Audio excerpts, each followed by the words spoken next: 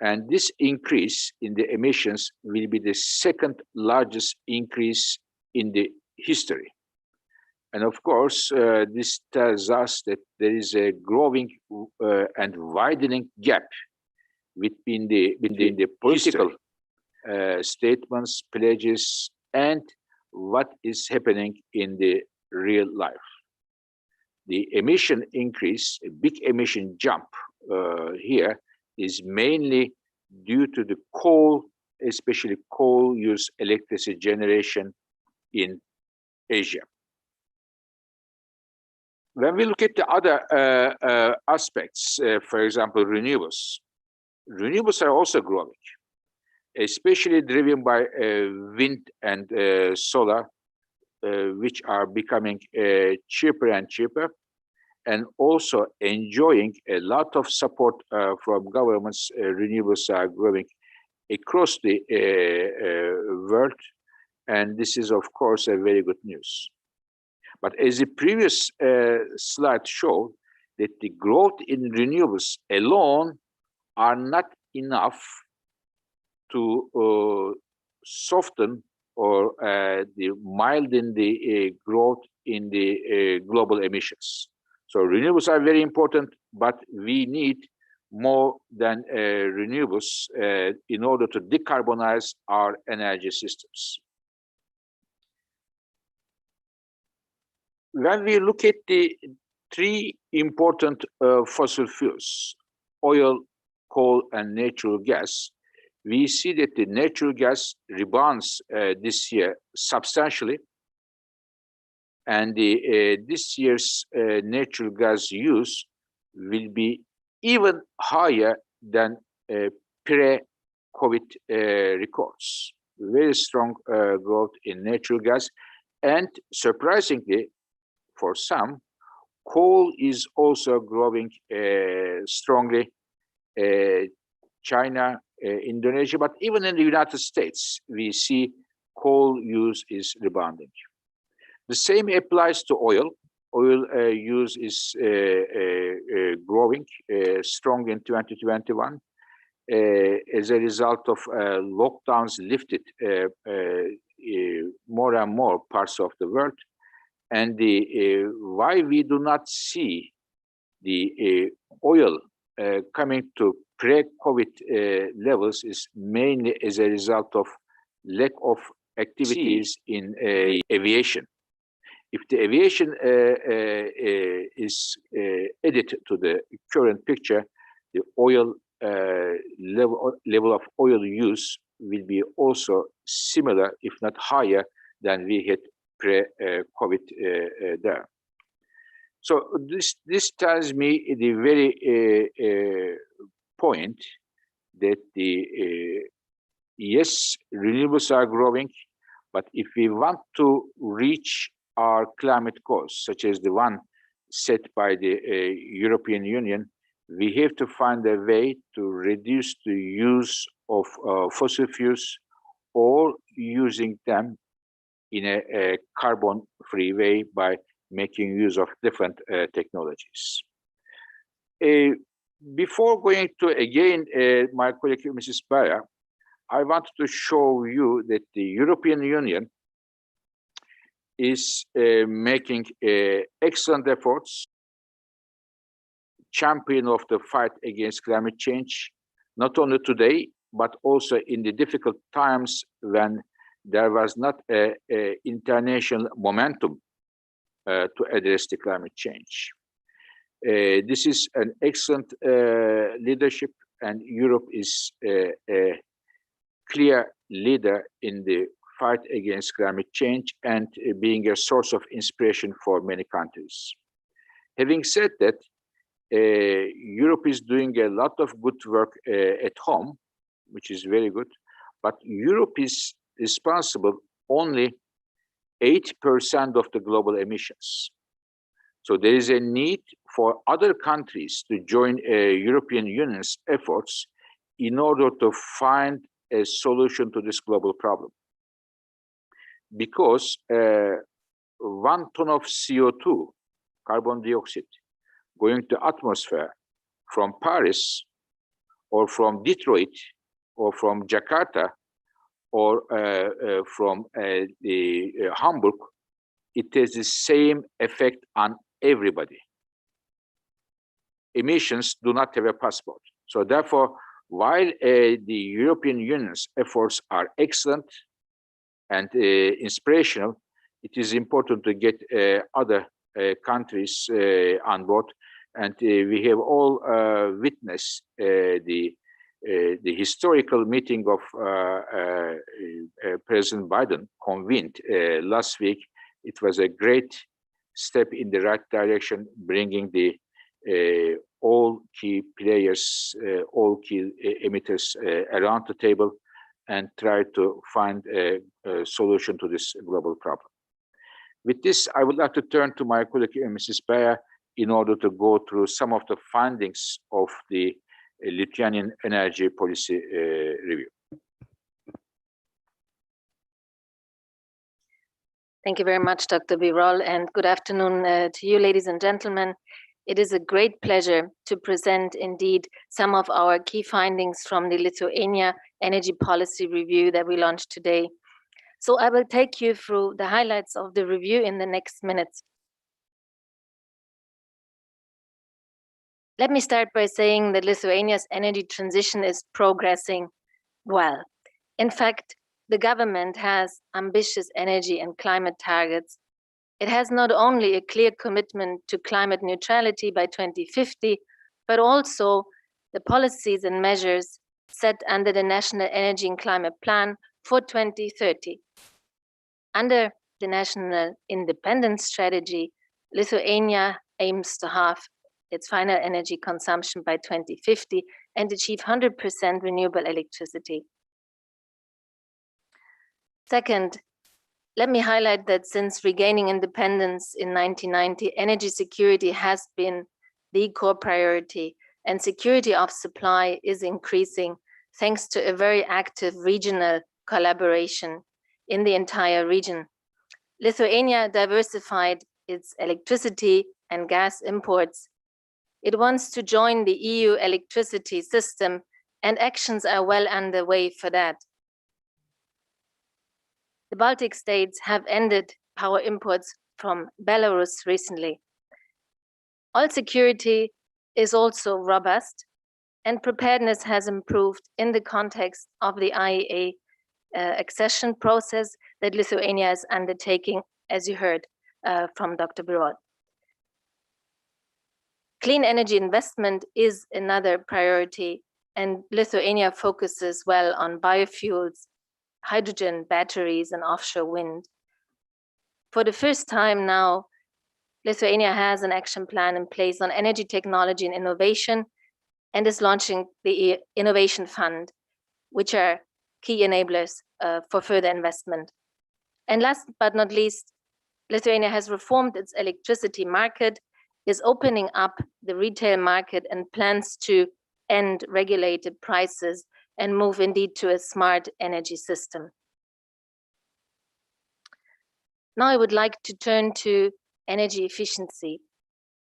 In the past years, as in other countries around the world, energy efficiency progress has slowed down, and also in Lithuania, final energy consumption increased indeed by 50% since the year 2000. Bending the curve to reach the 2050 goal, as you see here with the red dot on the very right side, requires consumption to decline by 60% by 2050. How to get there? Policies and measures for 2030 need indeed to be aligned to the 2050 goal. And energy efficiency needs a new impetus with stronger policies that scale up actions and reduce barriers. This includes public funding and procurement. Also, energy service companies and taxation play an important role. More stringent standards, and notably the focus is on the building and transport sector, as I will explain in the next minutes. Indeed, the long-term renovation strategy that the Ministry of Energy has recently adopted is a welcome step in the right direction. let's take a look at the emissions. Lithuania has been able to decouple the trends of total greenhouse gas emissions from economic growth. Emissions, however, have been largely stable, as you can see on the chart, really not moving that much in the last decade. And so the goal of reaching minus 80% by 2050, you will see the energy sector is one of the key players for Lithuania. Here in dark blue, the energy sector makes a large contribution. So managing this reduction requires a major transformation of the economy towards climate neutrality. There's an interesting element in Lithuania's climate neutrality targets, that is the use of forest as a carbon sink. And you see here that the sink in yellow has declined in its contributions since about 2010 with higher forest use and biomass use. Indeed, also as the EU is looking to increase its emission targets to reach at least 55% of emission reductions by 2030, Lithuania will also need to take a fresh look at its energy and climate plan in the coming years. If we look more closely at how the energy sector has been performing in its emission trends, we discover two main highlights. One is that emissions in electricity and heat have come down and be really declined, as you see here, since 2010 in dark blue, thanks to a switch from natural gas to biomass. Today, biomass provides 80% of district heating in Lithuania. Conversely, however, on the transport side, the emissions have been on the rise and account for more than 50% here in dark gray. And you can see that the overall emissions have been up by 9% since 2000, but the target is to bring them down to 9% by 2030 overall. The new alternative fuel law that Lithuania's parliament has adopted is a welcome step and will really drive the transport sector decarbonization with more biofuels, electrification. But we would also highlight in our report that additional efforts are needed, mainly in the taxation area. That could include an annual vehicle tax, phasing out some more of the tax exemptions, and also rethinking the way biofuels are taxed, as some of the Nordic neighbors are already doing. I would like to turn now to energy security and the findings in our review on this. First, let me stress Lithuania enjoys robust gas and oil security. On the left side here, you see that the LNG terminal in Klaipėda has indeed reduced reliance on direct gas imports from Russia. Norway has become a major source, and the regional gas market is emerging, particularly thanks to investments, not only in Lithuania, but also the Baltic gas storage in Latvia. Estonia and Finland's networks are now connected with the Baltic Connector pipeline, and the future Poland-Lithuania gas interconnection will come forward by the end of this year. So all of this really stresses the opportunity for Lithuania to benefit and join this regional gas market. When it comes to oil, as an EU member state, Lithuania has a solid oil stock holding system in place for national emergencies. Indeed, its oil stocks are well above the international requirements. Here, the dotted line, the IEA 90-day requirements. Lithuania has 173 days of net imports at the end of 2020. And also, under the accession process to the IEA, the government has reviewed the national system. It made strong progress in adapting legislation, procedures, and rules for allowing the country to also participate to an international crisis response through a collective action by the IEA and the National Demand Restraint Program. So let me conclude by sharing a few highlights on electricity security, which is becoming a key priority for Lithuania and the region. Interestingly, Lithuania made a major switch from an exporter of electricity to the net importer in 2010 with the closure of the Ignalina nuclear power plant. Today, the country imports around 70% of its overall electricity needs. We see good news. Lithuania has diversified its electricity imports and accesses now the Nordic-Baltic market with main imports from Sweden. But in the coming years, the electricity system of Lithuania will see three major changes. First, by 2025, the country eyes the full synchronization and wants to join the EU power grid. This will result, in fact, in zero imports from Russia and Belarus. Already, with neighboring countries, Lithuania has stopped imports from Belarus. The second major trend is that, indeed, by 2050, a bit longer the line, Lithuania aims at zero imports and aims to produce all of its electricity from renewables. So in the light of these ambitious targets and major changes to come, the IEA review encourages the government to develop a strategy for 100% renewable electricity. Such a strategy needs to study the implications on power system operations, grid investments, and also the opportunities to switch from biomass to further electrification. With that, I would like to thank again the Ministry of Energy in Lithuania, all the peers, the team from the IEA that were involved in this review. And I hand back over to the Executive Director, Dr. Fatih Birol. Thank you very much. Thank you very much, Sylvia. And I am now going to say, bring to attention, Mr. Minister, dear colleagues, some of the key recommendations from our review.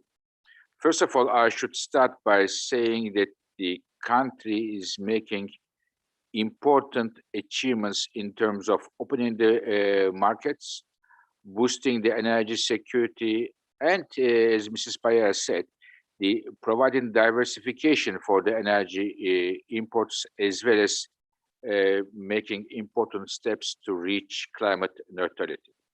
Having said that, building on this progress, we have 5 key recommendations. First, it's about investments. We believe that the public investments are important, but cannot do the entire job alone. So therefore, we think it is government's, one of the priorities should be to mobilize increasing amount of private investments, especially investments in clean energy technologies to enhance its energy security and the competitiveness of its industries. Couple of keywords here, hydrogen, offshore wind, and batteries. Second, we have mentioned a few times, and in our report, it is underlined in a bold manner that the government's made important steps to have significant market reforms, but we need to complete those energy market reports in terms of especially the power sectors, and also gas market needs to be also opened as soon as possible because it is lacking a bit behind the power sector. Third, price signals are critical to move the financial flows and the consumers in the direction of climate neutrality. In the absence of the price signals, the speed of the change will be rather slow, if at all, as it is the case in other countries. Therefore, we believe Lithuania needs to align its energy taxation policies to its climate goals. Fourth, the national plan needs to be implemented in collaboration with the Minister of Environment, Minister of Energy, Minister of Economy, to monitor and track the progress. It is important to have a plan, but it is as important as that to monitor whether or not the developments in the markets are in line with those plans and to track those changes, whether or not we are on or off the track. And especially in the context of the ambitious EU climate goals, minus 55% of emissions by 2030, this plan may need some revisions.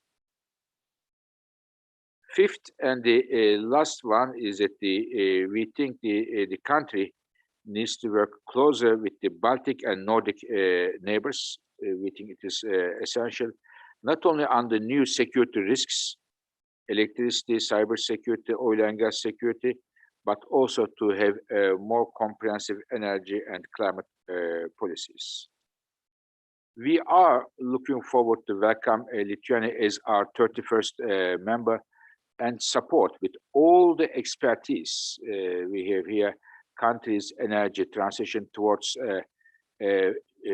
being a much more secure country and to reach its climate goals. We are, Mr. Minister, some 350 top energy experts in the IEA in Paris, and we are at the disposal of you and your government to support you in your journey to become a much secure and more sustainable country. Thank you very much, and I turn now to our colleague, Mr. Muvat. Thank you, Dr. Birol. And I would like now to turn the floor actually to Mr. Kravis for your comments. Mr. Minister, the floor is yours. Thank you. Thank you.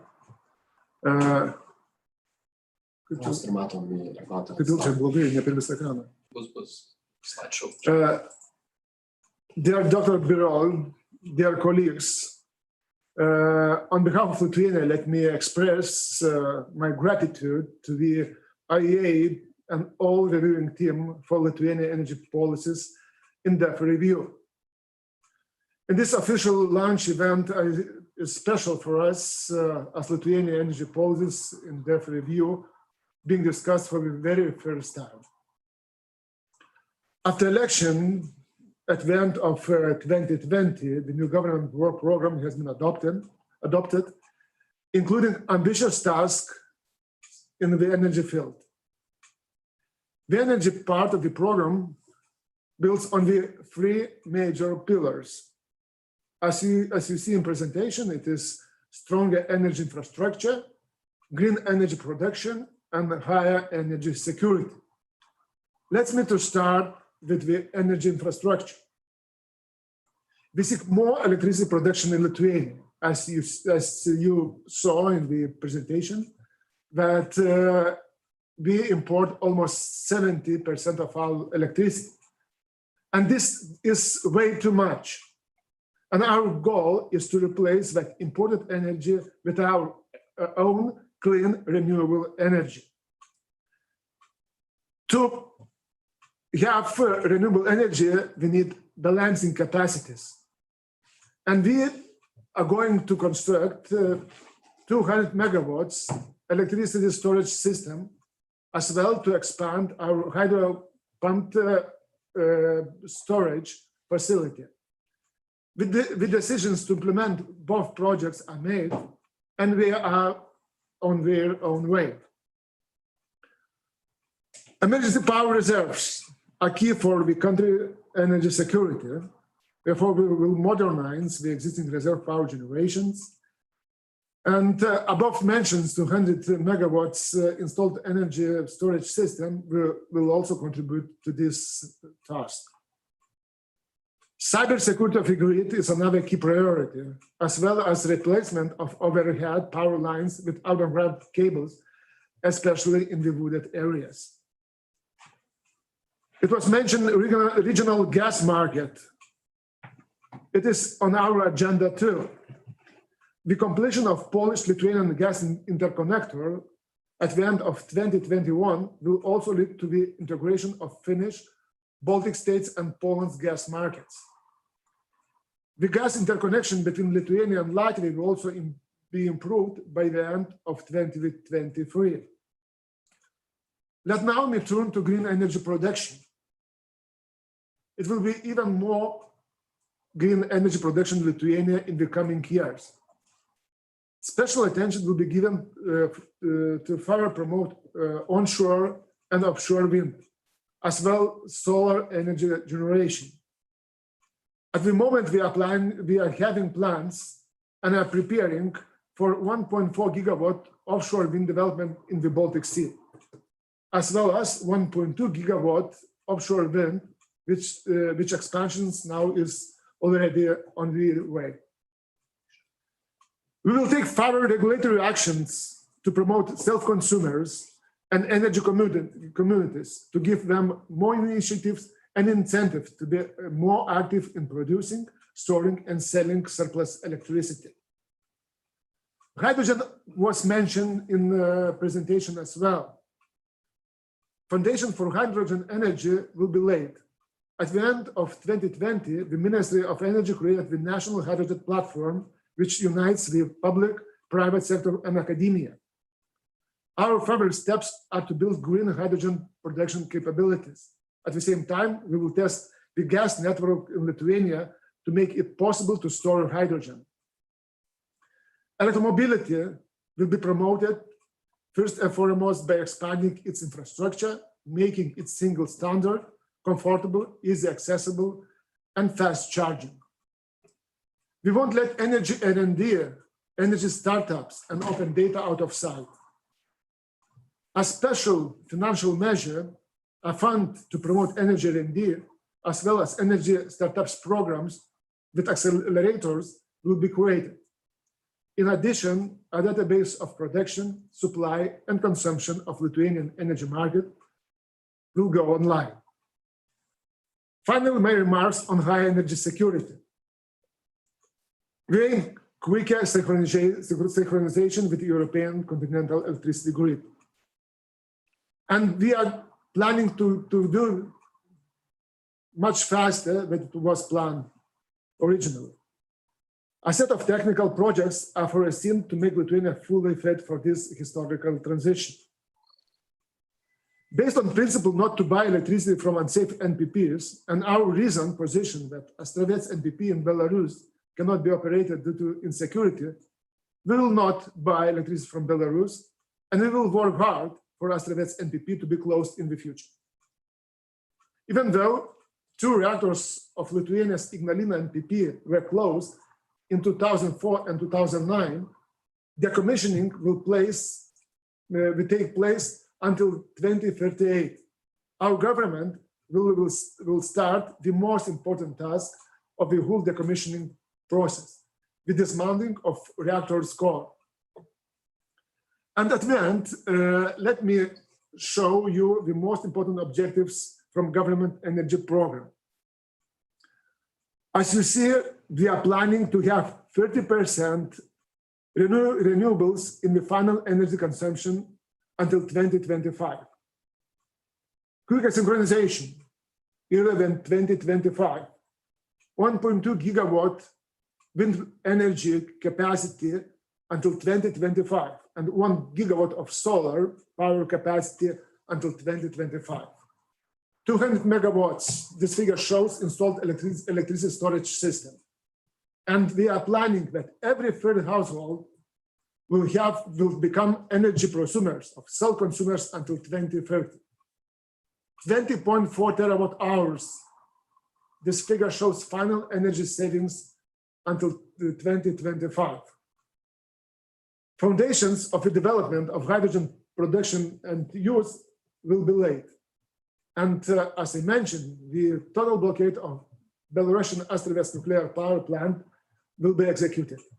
So those are the tasks of the government, and we are prepared to achieve and to be implemented.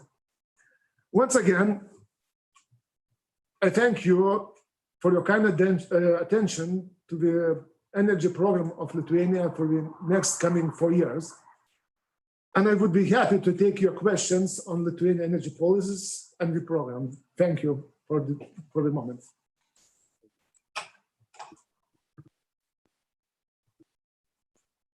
Thank you very much for your presentation, and thank you for these outlines. We're now moving to the Q&A portion of this, and we will be starting the Q&A soon. We're just going to take a 1 minute break, 2-minute break to line up the questions, and we will be right back.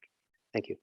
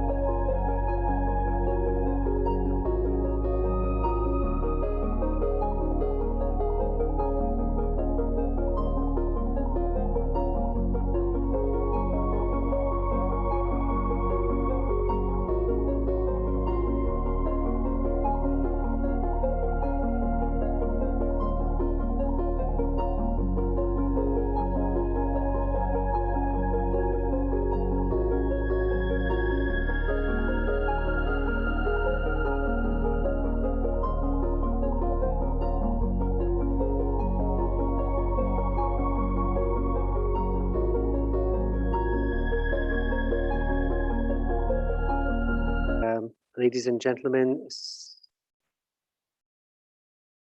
so we have a number of questions.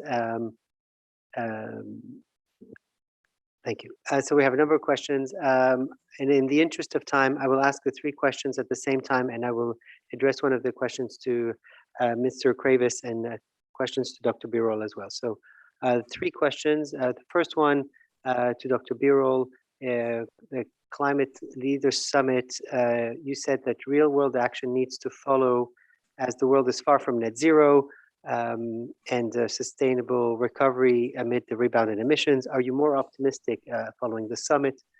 Question for Minister Kravis about an update, if you could provide us an update on the Astravets power plant that you just mentioned in that timeline.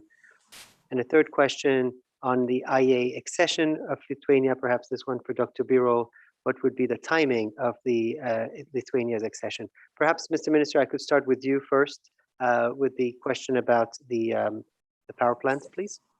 Astravets MPP, as you may know, is constructed just 50 kilometers away from our capital, from Vilnius. And in the area of evacuation in Lithuania lives almost 1 million people.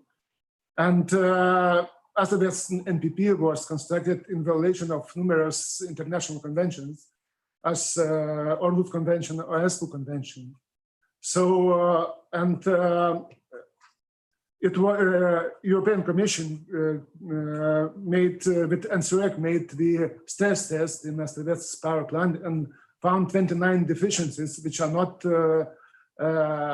solved at the moment. And as you may know, Astravets is planning to start a production commercial operations already in the coming weeks.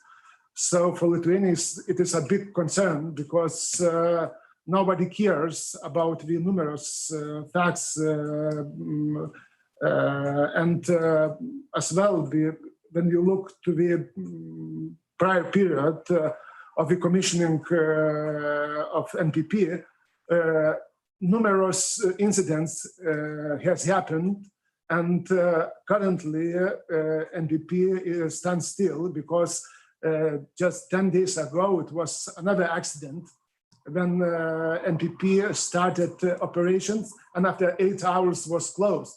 So we are very nervous, and our society as well cares very much about possible incidents because the violation of security and